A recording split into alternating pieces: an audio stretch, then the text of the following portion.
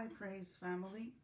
I have a family history of dementia. My grandmother, my mother's mother, had dementia, and my mother now lives with dementia. She's had it for quite a number of years. I know that when we all visited Jamaica in 2019, it was very pronounced, and that's 4 years now. And little signs were evident for quite a few years, but things came to a head around 4 years ago. This is Tamara Richards bringing to you Highest Praise Chronicles. I would be sharing a little with you about dementia. The World Health Organization states that dementia is a term that characterizes several diseases that affect memory, thinking, the ability to perform daily activities. And I add that dementia comes with psychosocial difficulties. So depending on the severity of the case, an individual might need some help, or they might be totally dependent on others for care.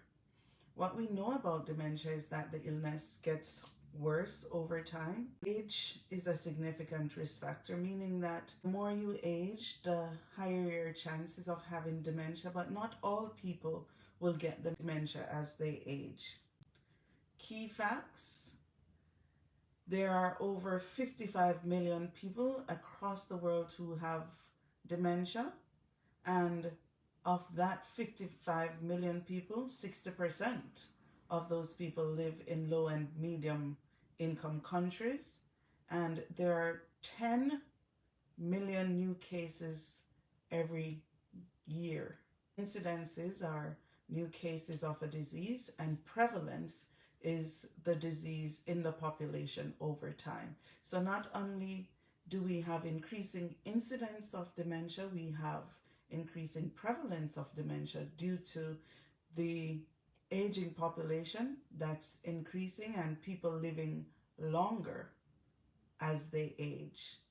Dementia can result from a variety of diseases and injuries that affect the brain. So the key point is that dementia affects the brain, and what we do know, Alzheimer's disease is the most common form of dementia, contributing to 60 to 70% of the cases.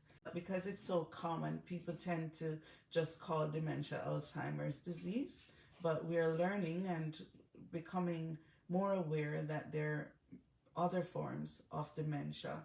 The significant effects of dementia is that it's currently the 7th leading cause of death and one of the major causes of disability and dependency among the older people globally. Not only does it have effects in families, it also has significant impact on the economy and the health system.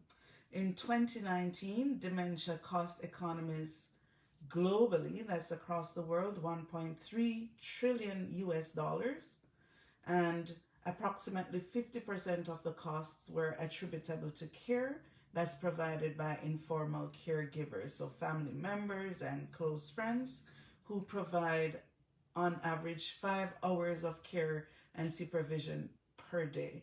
For my mother, she's cared for in different ways, but my sister, our eldest sister, who is a nurse, she gave up her entire life to be able to provide not just adequate care, but quality care to my mother, and she provides more than 5 hours. So it's around the clock care for my mother every day. Dementia has psychosocial difficulties.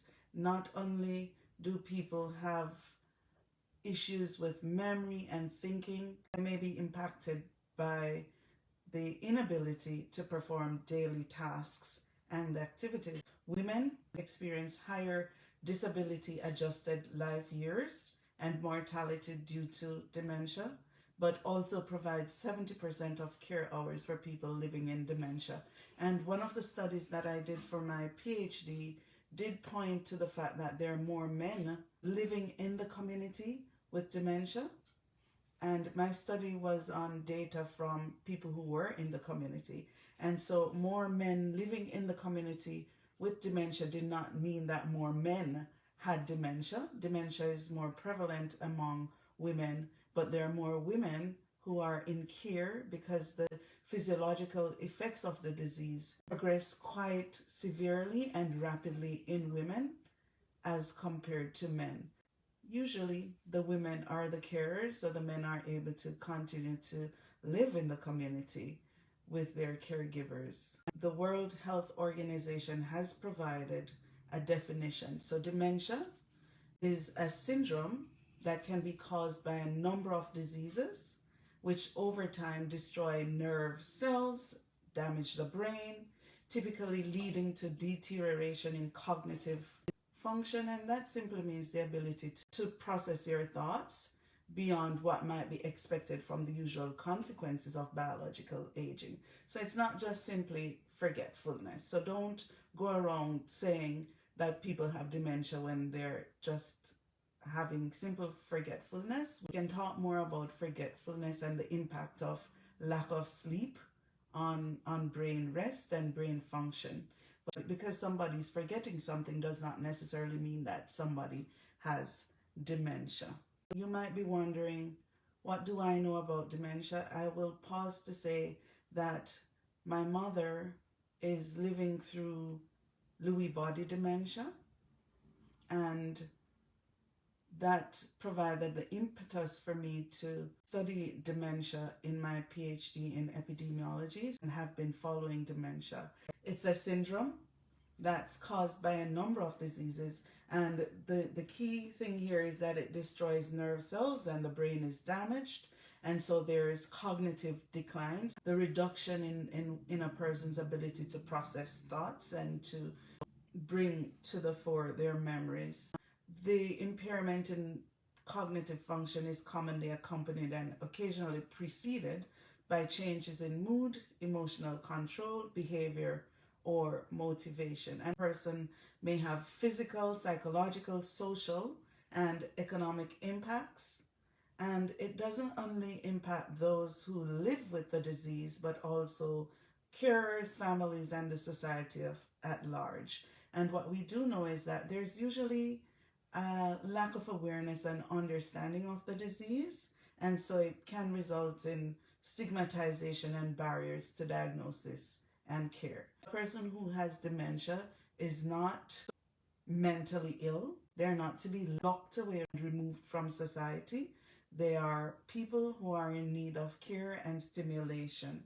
Changes in mood and behaviors sometimes happen even before memory problems occur with dementia, and symptoms get worse over time. I keep saying that. Most people with dementia will eventually need others to help with daily activities. Early signs and symptoms include forgetting things or recent events, so short-term memory issues, losing or misplacing things, again because of that severe forgetfulness. We're not talking about one-off episodes of forgetfulness. No, we're talking about a pattern of forgetfulness and getting lost when walking and driving. And I can remember it was one of the earliest signs of dementia in my mother, though we didn't pick it up at the time. My eldest sister had a house in Portmore and she'd lived there for many years, and my mother would visit and she would travel by bus from St. Elizabeth. And over the years, my other sister moved into that house and my mother was visiting that sister, and she lost her way, so to speak, came off early and ended up at the police station. She had the presence of thought, and she was not old. She might have been in her early 60s, I don't recall, but we laughed about it, and Mommy, how comes you got lost? And she just said she got a bit turned around. So that's one of the things, being confused even in familiar places. I do want to tell you a little bit more about signs and symptoms, and we're going to have to talk more because there's lots I have to share with you. I will talk a little bit more about risk factors the next time that we gather. So I'll do a series of presentations on dementia.